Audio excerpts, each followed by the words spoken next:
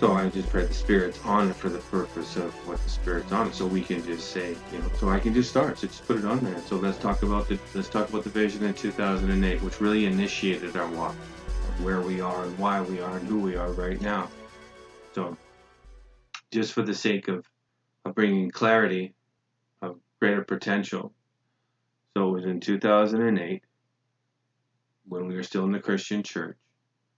Yeah, so our perspective was different Our back then. perspective was different. It wasn't where it is right now, and we were still tethered to the whole paradigm of Genesis to Revelation based on the regurgitated message of what the pulpit was speaking at that time. And I'll speak for myself. I didn't know any different because I was never church my whole life. I didn't come until my 40s.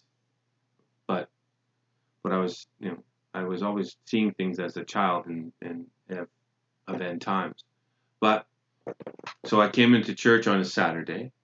And even though it was a Sunday church, I just came. It was empty, and I turned on the music from the sound booth, and I was worshiping, and I standing up, and I went into an open vision.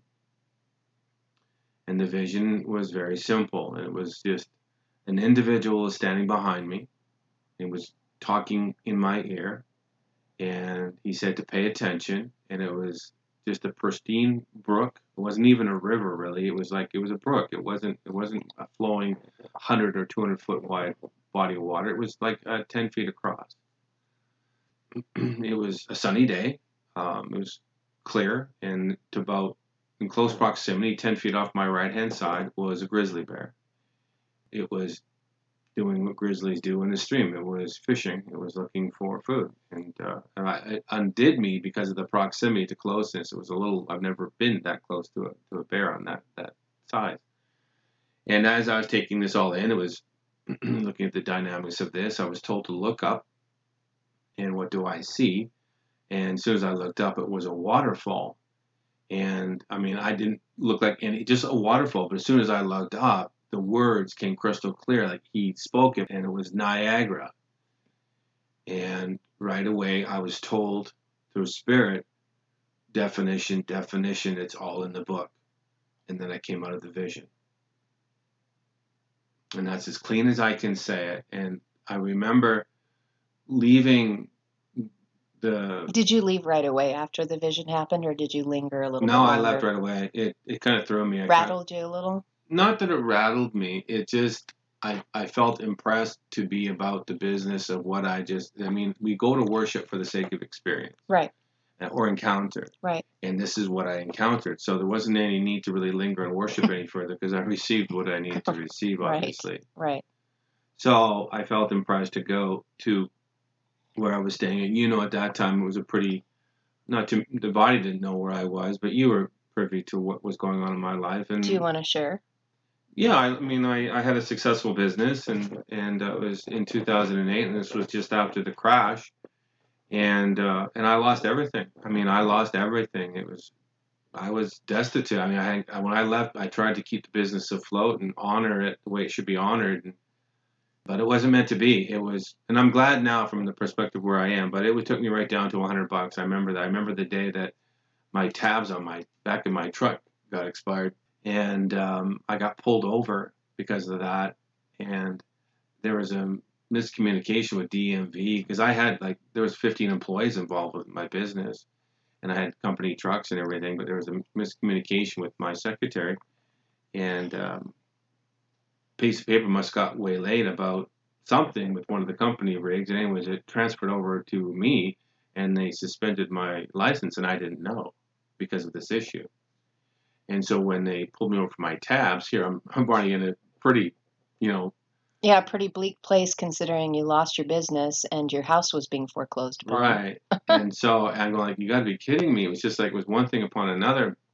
And so I got pulled over, and they were going to impound the truck. I didn't even have the money to take the truck out of impound.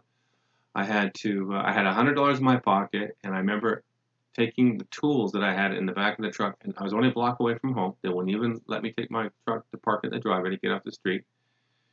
I had tools in my hand. I was walking home, and at that time, it was $1 million house. I mean, I wasn't a millionaire, but the house I built it for the purpose of, exchanging. It was only inventory, right? It was just built in that time when the economy was hot, and then move along, and it was a beautiful area, and I'm not saying it was worth that. It was appraised at that because of where the economy was. So it's all relative. So I don't say that for anything other than just of where we once were to where it took me down to. But I was very thankful for the experience because it was not a place that I was so focused on the Father at that time that I just was like, wow, something is going to come out of this that would be better than where I am. So I wasn't in love with the house. It was simply a place that rested my head. So, but anyways, that was part of the season I was at. And so in the dream, Division. yeah, I moved back to a lady's.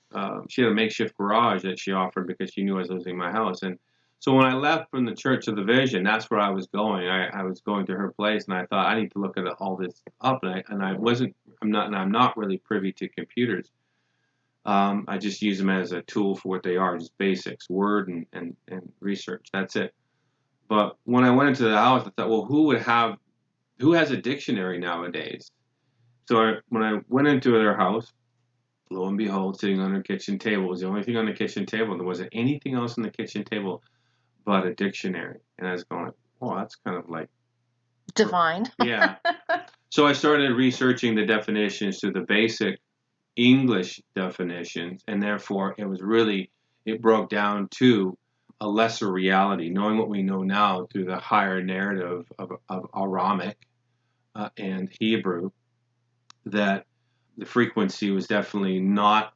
The frequency was based off where I was and where we were at that time, through Genesis to Revelation, through the narrative of the black and white surface script. And taking that in consideration, the end times prophecies, Right, as stated in the book of Revelation, the book of Daniel, and the book of Matthew, spoken by right, Yeshua. So and that was the only lenses that you had at that that's moment. one lenses. But now where we are again, I want to make this crystal clear that we need to establish the higher perspective and directive and intention from the lesser. Now, from that place, I did not know any different, and therefore, what came from this, I need to make clear. That's why I didn't want to release this, because it was a lesser narrative, and I'm concerned about releasing a frequency. But the amazing part of this is to turn this is that I can turn what was spoken, because I was speaking from still English, A lesser narrative. a lesser narrative, Yeah. and now I can bring the higher perspective and the higher narrative of Aramic, and I'm saying Aramic on purpose. I'm not mispronouncing. Aramaic. It's the language of lofty. It's the language of light, and it's Aram. But we've mispronounced it, and it's in its own language, but and of Hebrew. So I need to bring clarity to that so we can bring forward the revelation to turn things back to right perspective, to know what the vision was telling me back then and where I didn't know. And this is the amazing part of this. That was in 2008. Now we're in 2020, going to 2021. And it's like, oh my goodness, that whole vision. It keeps unfolding. It keeps unfolding through where we are, studying, and it tells the same story over and over about moving from a place to a place. Right. Right. So moving us as we grow spiritually from one level to the next. Right. From a lesser perspective to a greater through spiritual growth. Right. And for a lot of us, we don't even comprehend, at least I didn't even comprehend really. I was just coming out of the world, the inverted version. Let's put it that way. So it's like, because right now our perspective is we can comprehend the tree of what the world will call it. This is called polemics. So a tree of life and a tree of death. And I think I was beyond the tree of death. I moved beyond that parentheses of the tree of death. I was on the other side, living in the matrix of the world, because that's exactly what's happened. And I was able to come through that to be back into the intention of why the world is what it is for the purpose of the journey. Now, I don't know if that makes sense to a lot of people, but there's an intention to journey through from a beginning to an end, but we have partnered with the inversion, and therefore we've created an intention that's in declination. So the intended tree of death, in what I just stated, has now become the tree of life on the inverted side. And so everyone's in declination, walking down towards a full manifested death tree. I don't even know from death to what, right? That's now going. Well, and I could say that to explain that to other people. Declination would be sinking into materialism. Absolutely. Because materialism doesn't bring forth life. Right. And only the spiritual path does. So if I could add that, that's the only thing I would use to clarify that. And that's good to bring that forward, because the only way out of that is to be free of really the ego and the vanity. And where I was in this season is, and I don't know, vanity and ego can be attached to, because it has depths and degrees in declination, as well as ascension has degrees in inclination, right? Right. They work in polemics. Right. And so where I was, the experience of where I was in my moment of this vision was I was being stripped bare, exactly what we're going to go into. Yeah. I was being stripped bare of what I needed to be stripped bare of. So in other words, by losing the truck and losing the house, it was stripping all the materialism away from you. Yes. So that you could more clearly see what the Spirit was wanting to share with you. Yes, because which then leads us to where we are today. Yes, because we have to remember that if you partner with, I'm trying to explain, like, again, the parentheses of the intention of what the death tree would be, because we'd move in the opposite direction of that through progression of experience to part with the tree of life.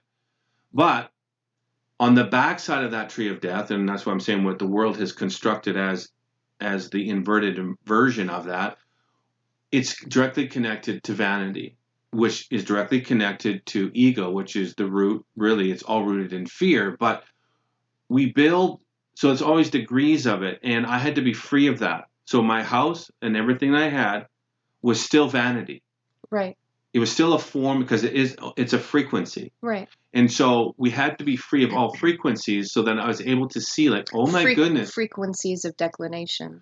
Frequencies of declination that are progressional by nature. And Right. so when they're all removed, it really allows your vision to be calibrated, that you can see really and that's the biggest thing I saw here, was I was able to see truly what was going on in the banking world. Right. What was going on in the construct of because it's still in the frequency of vanity. Right.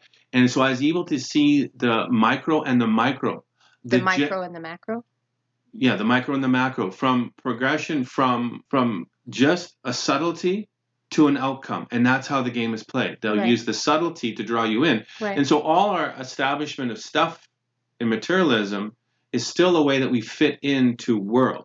Right. And I'm not saying that if you have a truck or a nice house that you're vain, but it still is, unless you're free and clear, you're still tied into a debt system that is tethered to the frequency of vanity and ego. So in other words, it owns you instead of you owning it. Right. So I want to be careful with this, because I'm just saying that it's just change of perspective. It's just change of perspective. So I'm just saying it's only from where we are right now. I'm not saying that everyone needs to be stripped bare.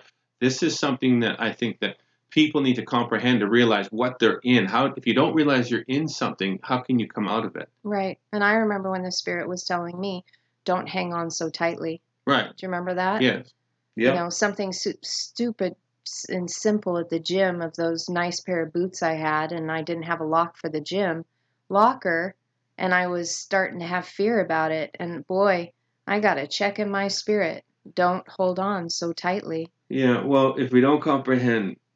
But I understood what it was saying. I mean, because the things that we hold on tight to in the material realm are the things that'll bind us so that we can't spiritually grow up. Yeah, we hold on to the lesser, and it doesn't allow us to comprehend the greater. Right. And so, and again, those coming out are degrees of coming out. I wouldn't want anyone to come out. I mean, if you have it in you to come out full blown, come out full blown. But I was thankful for the progressional steps. So when I went through this process, it was just where I was. It was confirmed with the vision to tell me where I was, and that's where I was thankful, because I've always had that. I just couldn't connect it fully. I just took it as a random vision. Now where I'm, I can look back and say, oh my goodness, I'm so thankful that I was surrounded and I was being nurtured where I was. And I was saying, this is all for the purpose of experience of journey. This is how you sojourn through, because the majority of the world has lost sight of the intention of why we are here. Well, I don't even think they've been given the vision as to why. Right. So it's really hard for them to, it's kind of hard for them to lose it if they were never presented it to begin with. Right. And when you go through the veil of forgetting, well, that makes it incredibly difficult unless you have a spiritual leader that can give you the vision. Right. So, can I ask before we end this segment two things? First, I would like to ask about the definition of Niagara itself and what you found. You know, not going into like the bear and the fish and all that right yet, but what you found out about Niagara. And then, second, when you presented this vision to the church, how they responded. All right. Well, So you went to the house and you found I the went to the house dictionary. and I found the dictionary, and I didn't know Niagara to me was just one word, one waterfall. I'm from the West Coast. I'm from Canada, but so I'm from the West Coast, and the East Coast was not an interest to me, and I just didn't pay attention. So I just thought Niagara is Niagara. I mean, for anyone that knows, and I didn't. So when I went in, I was actually surprised, and this is what I was like, oh my goodness. So I started breaking it down, and Niagara is actually made up of three waterfalls on the Canadian. It's a border between Canada and America. And on the Canadian side, it was Canadian Falls or Horseshoe Falls, and then it's Goat Island, and then it's America Falls, and then Luna Luna Island, Island, yeah. and then Bridal Veil Falls. Yeah. And I was like, oh my goodness. Yeah, So, just in the definition itself, it's right. like, whoa. Yeah. And I don't know if I really want, I mean, I can get into it because it's the Iroquois named it. It's, I would wait yeah, and and, do and that we'll talk later. about that deeper, but just the gist of that alone from the English perspective, I broke it down through where I was at the moment, and I presented that to the body, and it wasn't through fear; it was simply through the dream, through the revelation of potentially what we're going through, and this is a marker in time, is what I explained to people, is through the dream and the interpretation. It broke down to America's going to go through a fall, but at the same time as America's falling, the bridal veil is released as well. And And so then that's the revealing of the the, bride. and the, the poem, or actually, we'll go into that later, not in this segment, but we'll discuss why I write poems, because this was the first poem that I wrote, and I delivered the message, and I'll set this up and we can end this segment. But I released the vision to the body, As a warning as a and hope. as hope, right? Yeah, Yeah. because I wasn't fearful back then. It's going No. like, we need to be aware of what's going on right now, Yeah. and I had relationship with people like, we need to be making sure that we are prepared for the shaking that's going to come, is what I was releasing. So, Yeah. but the hope is that, and through the paradigm back then was, if we've done our work correctly, then it's going to reveal the face of the bride. Correct. Right. And so that's what the bridal veil is, right? And so from that lesser narrative of what it was, that's what I released. But I was asked that not to share anymore after I released that, because it shook up the people so bad that, again, because they were so steeped into materialism in the world and everything else around them, that church was just a Sunday go thing. Well, And I thought it was funny that so somebody who has a vision that was prophetic in nature comes up and tells the truth as a vision of what is potentially going to happen. And then because it didn't tickle their ears and it wasn't full of fluff, they said, "Oh, don't you ever do that again." yeah, You know, where it, you had the freedom to speak before, but because you were bringing something that did shake the body, they just didn't want to hear it. it It's definitely very got sad. it got misinterpreted Fear. as fear, and it just showed me where they were. So, and that's fine. But so I'll leave it at this: is that I left it alone. And it wasn't until about almost 2.5, 3 years later, and then we can end this. But I was sitting at my desk, and you know this, but you were away, you were working, and we were just living where we were living, and I had the spirit come in the room, and it just wrapped me like a blanket, and I wasn't even focused on this, and it said, revisit the vision and write it as a poem. Now, I didn't write it down. It was branded into me, the vision. Well, And and usually you found that if they're from the Father, yeah, you don't have I to don't have write to them write them down. down. I can recall all the visions that I get, because I can just go right to memory, and they just come right out because they're branded in me.